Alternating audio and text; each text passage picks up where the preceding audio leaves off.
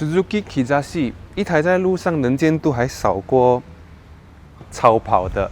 日系 D segment sedan。Suzuki 众所周知是一家做小车很厉害的汽车制造商，他们的小车，比如说 Swift 第二代、第三代我都驾过，然后我对他们的印象是非常的好，他们的操控性可以算是同级最佳了，像外国人所说的 very fun to drive。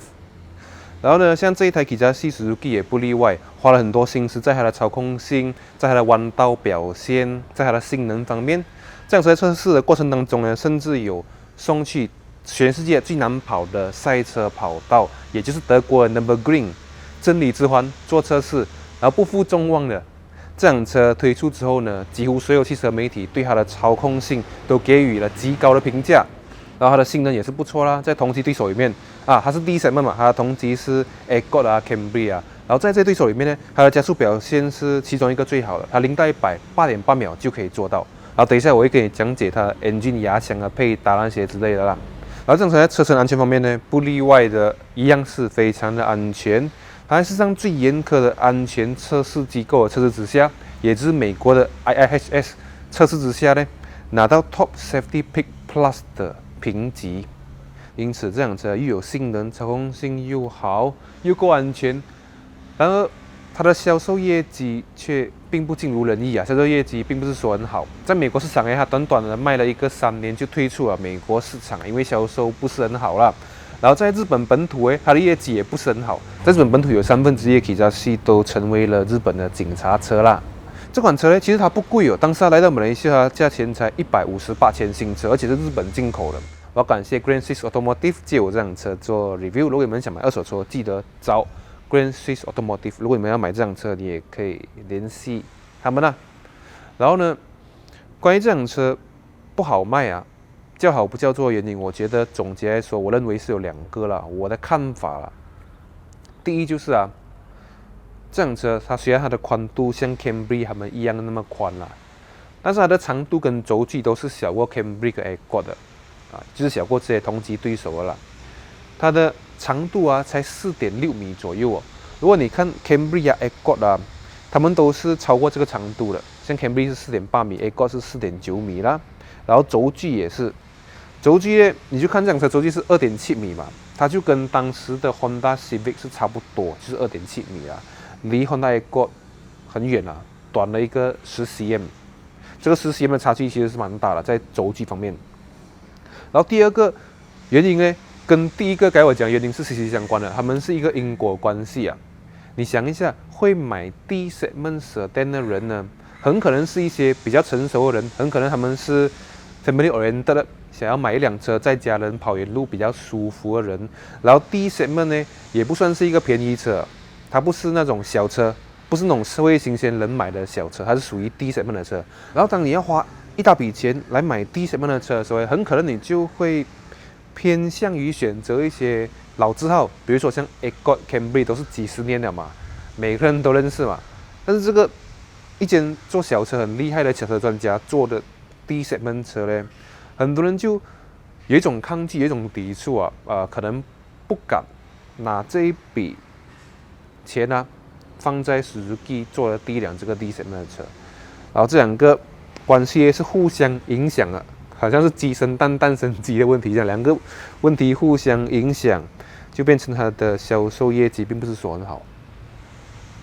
然后刹车系统跟 rim 呢，前车主都有做出改装让它看起来更加的 sporty。然后刹车系统呢，刚才我是有感觉到它的 brake 蛮容易控制，然后它的 brake 也是很刺你踩一下呢，它不会马上这样 jam 一下，但是你可以感觉到整辆车它是很快停下来的。然后Kizashi整辆车呢，它就是圆圆的，但是看起来很刚猛这样就好像一个 muscle man 这样来到车尾这里，我就要跟你讲一声不好意思因为这边有一些难看的黑色胶质，这也是年车牌的胶质啦，因为这辆车牌拆掉了，新的车牌还没有装回来啦，因此就有一些难看胶质在那边，不好意思，请你忽略这个难看的黑色胶质。然后这辆车的整个车尾的设计呢，给我的感觉就很 man 虽然它是圆圆的，但是就感觉哇，很像肌肉很发达这辆车，给你一种muscular 的感觉。然后整体的设计语汇你看了就感觉好像日本人的设计哦，你一看就知道是日本人的设计啊，它有一些日本的传统设计元素在里面。然后呢，整个车尾我最喜欢的地方就是它的排气管，看它是双出的排气管，然后有做这个 chrome 边的点缀啦，让你感觉非常的 sporty 这样子。然后这辆车的尾箱空间呢，就不会输给它的同级啊，这辆车的尾箱空间是461L，是比当时的 Accord 还要多一点点的，所以终于在空间表现方面呢，唯一不输同级的就是尾箱空间。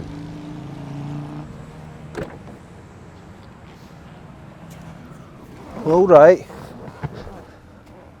这辆车它的后座空间表现其实并不是说很杰出了。前面我已经调到我自己的驾驶位置，我是175cm， 后面呢还剩下一个拳头右3根手指的距离，感觉跟我的 CS5 差不多。然后呢，头部空间就有4根手指的距离。虽然它的轴距比同级对手短了一个10cm， 但是呢，它的后座并不至于拥挤啦。但是如果你要翘脚就不能了，不能像 Camry Accord 他们这样子翘脚，同个时期的 Camry Accord 啦。所以这个是一些它不如其他同级对手的地方，但是我可以接受了。然后后座一样有冷气出风口，然后呢，中间这个隆起来的部分，第2排的地台这里隆起来的部分就很高咯。可是这个我已经习惯了啦，因为我的 CS5 也是这样子的，所以还好啦，我是可以接受啊。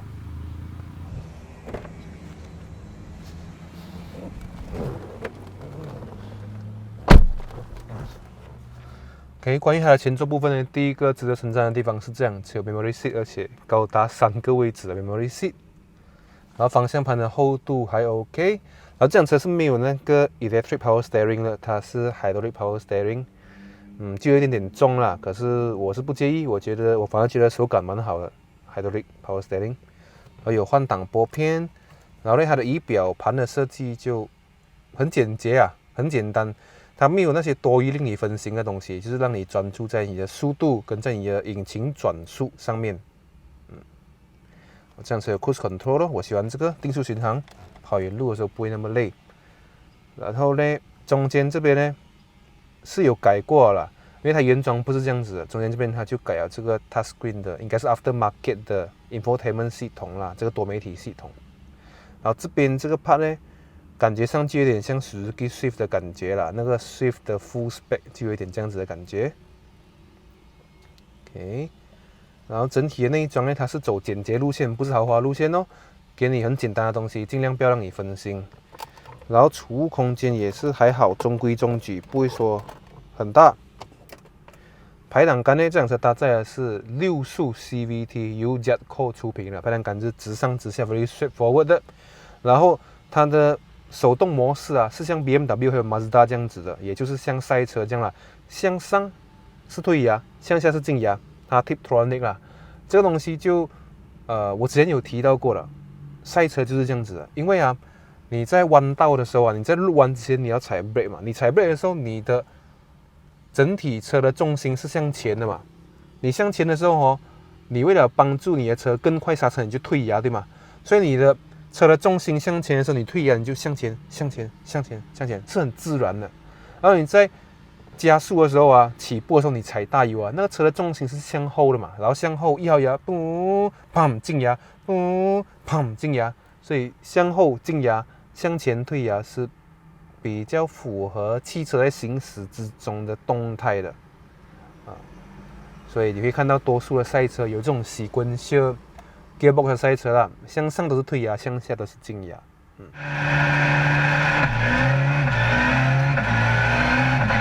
然后当然有一个要吐槽的地方，就是它的 handbrake 的位置居然比较靠近 passenger side，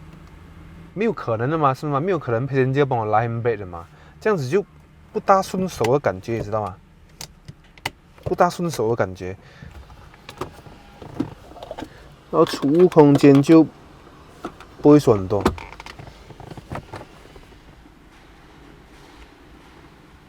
这个 glove box 就蛮大的，这个 glove box， 而且还是慢慢跌下来那种。哦，不错。这辆车的引擎部分呢，它搭载的是一台2.4自然进气的汽油引擎啦，最大马力为176 HP， 最大扭力为230 Nm。这引擎呢，最大的 highlight 最大的不同啊，我看了它的 spec 之后是什么，你知道吗？是它的 blow-stroke ratio，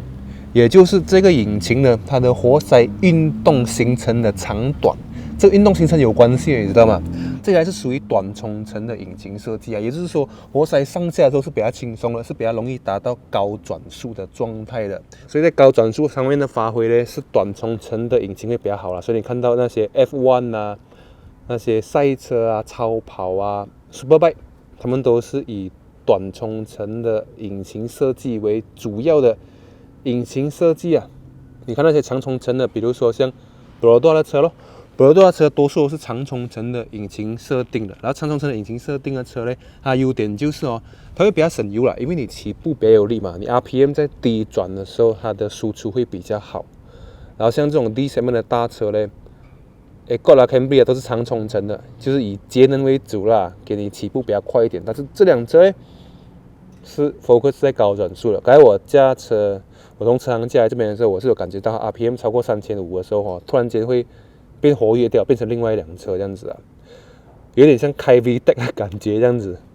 然后这辆车也是 VVT 技术啊，也是类似像 VTEC 这样子的技术。这辆车搭配的牙箱呢是6速的 CVT 哦，由 Jatco 出品的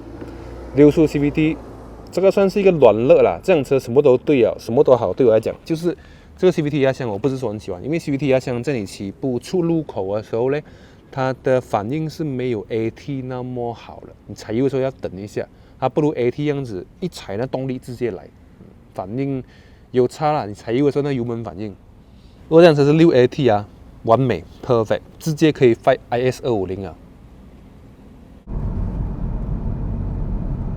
这辆车的底盘系统有一个很特别的东西，它不像一般的日系车这样它是很有层次感的啊。好像呢，你看啊，它过弯的时候你会感觉到它的悬挂系统是硬朗的，很结实的。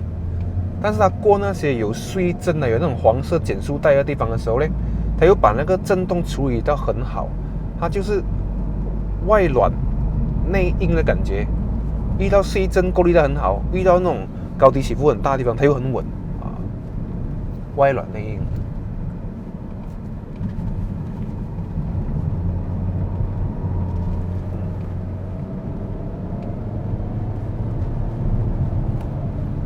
哈口呢？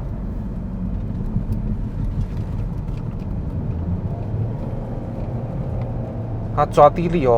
很好，可以说它过弯的极限很高。相比其他 D segment 的日系房车来讲啊，它操控性真的是胜过他们。冷气开太大了，有点冷。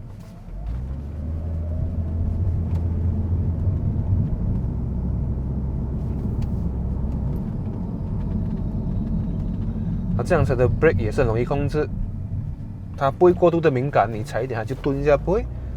它是你要它停它就停，很容易控制啊。你要它快点停下来，或者慢点停下来，还是要 brake 一点点，那些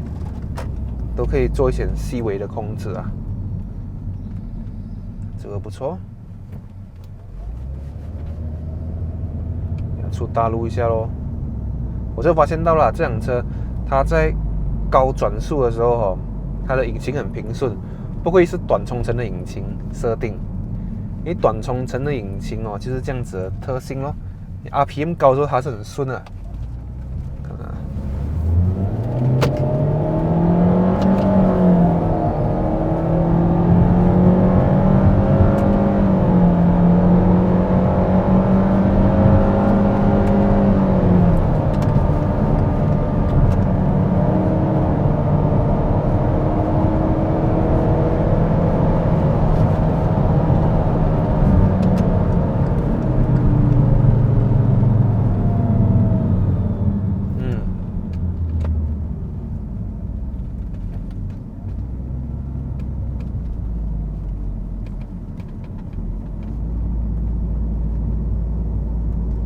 真的是短冲程的引擎啊，很顺的。它在 RPM 高的时候，你看它的震动不大，很顺的。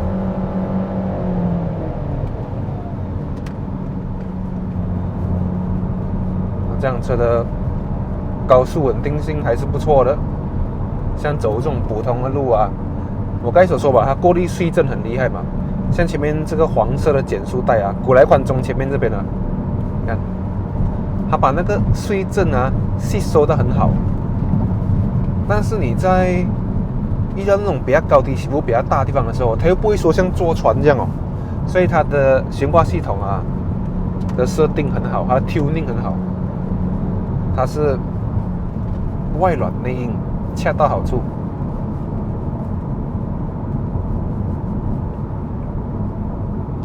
只是我发觉了，它的舒适度有一点差，跟它的同级对手相比啊，比如说像那些 Accord 啊、Camry 啊，有可能是因为这辆车的 rim 改过了，也有可能是因为轴距比较短的关系，它在跑快的时候舒适度是没有他们这样舒适啊，他们也比较软，可是有一好没有二好咯。Corner 啊，就是这辆 Corner 比较好。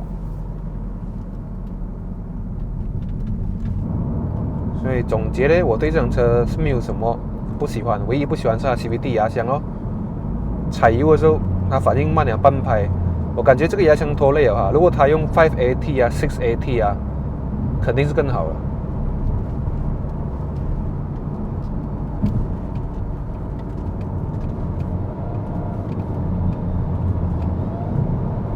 哇，爽哦！这辆车 Corner。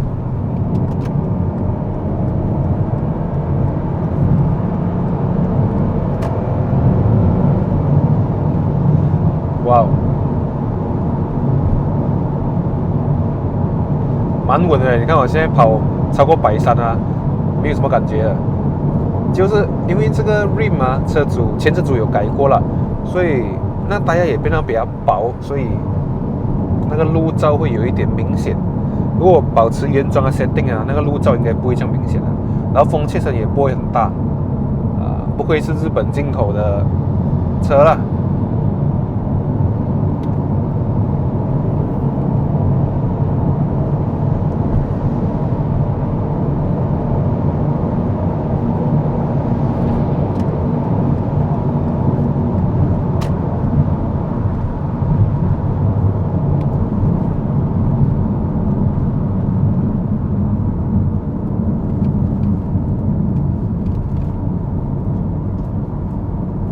哇，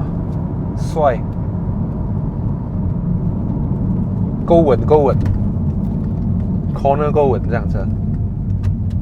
，Suzuki， 果然去真理之环测试不是假的 ，nice。总结，这辆车值不值得买呢？其实我觉得消费者最大的顾虑对于 Suzuki 的车，有可能是怕它之后的保修比较贵，零件比较贵之类的，因为比较冷门嘛，对不对？其实以我对 Suzuki 的了解啦，因为我以前有一个很好的朋友啊，他是驾 Suzuki Swift 的。我觉得 Suzuki 的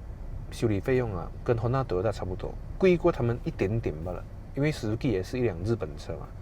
然后那个 Swift 也是没有什么问题的，很耐用哦。他又是一个驾车比较粗鲁的人啦，一直拉的啦，遇到洞也没有闪字这样子，蹦蹦这样过了。车脚也好，车又没有什么问题，所以我觉得蛮 OK 的 Suzuki 的车。然后这辆车我觉得适合什么样的消费者呢？适合那一些不想跟别人一样的，比如说你想要买一辆二手的大车、低segment的车，然后你想要它 corner 好一点，操控性好一点，不要太贵，然后不要太常见的，不要God Camry 那种太常见的，要特别一点的，那么你选这辆是 OK 啦，因为这辆真的很特别。我跟你打赌啊，你买了这辆回去是吗？你就算停在那种商场啊、大型 parking lot 你也不会找到另外一辆跟你一样的车，很大机会啊，99%你不会遇到另外一辆跟你一样的车，然后就很适合社会新鲜人啊、年轻人，我知道年轻人都是喜欢独特的东西嘛，特别的东西，不要跟人家一样。如果你是刚出来社会，然后你的收入没有说很高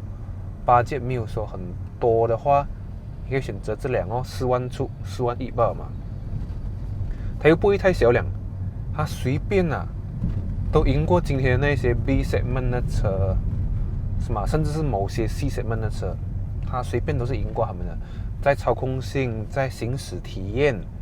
在安全性方面它肯定是赢过那些小车的嘛。然后还有讲的特别，你驾出去，你的朋友都很好奇，哇，你这个什么车来的？好像很厉害这样好像很稀有这样，没有看过这个车然后如果你是身为一个父母，你的孩子刚刚考到来生，或者是刚刚上大学，需要一辆车代步的话，买这辆车呢，够安全，这辆车的那个车身的刚性很强咯。在美国的 IHS 那个高速公路保险安全局设置之下，这辆车拿到 Top Safety Pick Plus。你要拿到这一个呢，你必须要通过一个很难的测试，就是拿这辆车去撞墙，是吗？它撞25% 的范围吧，就是你整个车头的1/4要承受所有的撞击力。很多那种安全系数不高的车，在这个环节就 fail 了。甚至它刚刚推出的时候很多欧洲车都不 pass， 懂吗？它这个环节，所以 Suzuki pass 了这个环节，这辆车 pass 掉这个环节，所以我觉得安全性方面这辆车是安全的咯。所以今天的分享大致上是这样子的。我是一个 YouTuber， 我是一个卖车，我是卖马自达的。如果你喜欢我的影片的话，记得订阅一下我的频道，支持我一下。你的每一个分享、每一个 like、每一个 comment 对我都是有帮助的。所以你们的支持是我一直坚持走到今天、走到现在的一个动力。Right, see you next time, my friend.